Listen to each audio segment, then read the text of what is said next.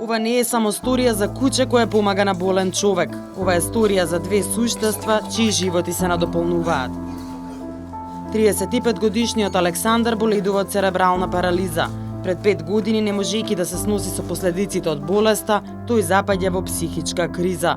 Тогаш во неговиот живот влегува Бен, двомесечен лабрадор кој поминува низ специјална дресура за да помага на лица со попреченост. Му ги носи патиките кога треба да одат на прошетка.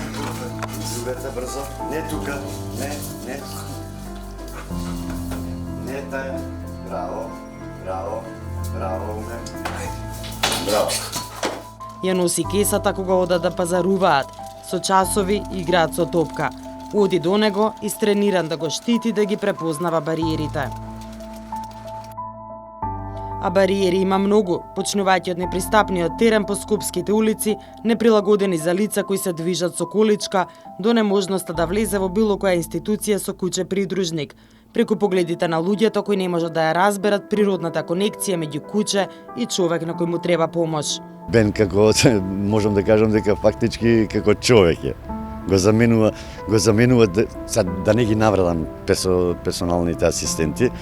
Фактички Бен му е персонален асистент. Имаат ли слух македонските институции? Може ли Александар да влезе во некоја македонска институција заедно со Бен?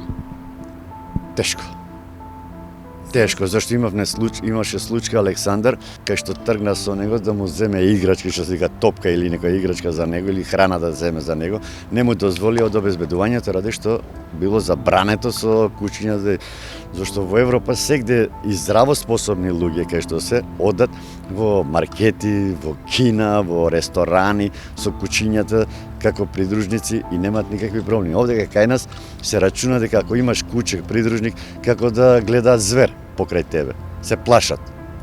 Кај нас е свеста многу мала.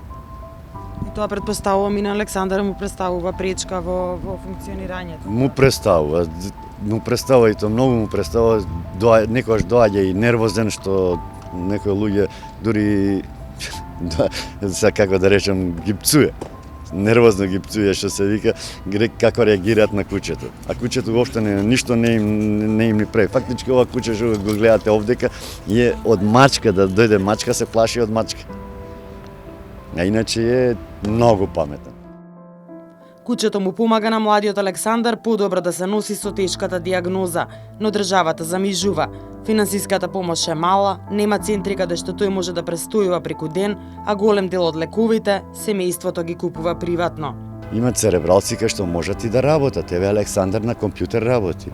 Има завршено графички техничар, дизајн, кај што и држава треба да поведе малце сметка за тие лица што може да работат. Дали може на наплатна рампа во паркинзите да работи, или негде во нека фирма кај што може стварно централа или најавување оној што му е добар говорат. Али претежно церебралците не се со добар говор, може да работат со сема други работи. До тогаш светла точка во животот на момчето кое постојано се смее неговото семејство, каде посебно место зазема Бен, кучето чија единствена мисија е да го чува, заштити и расположи својот газда.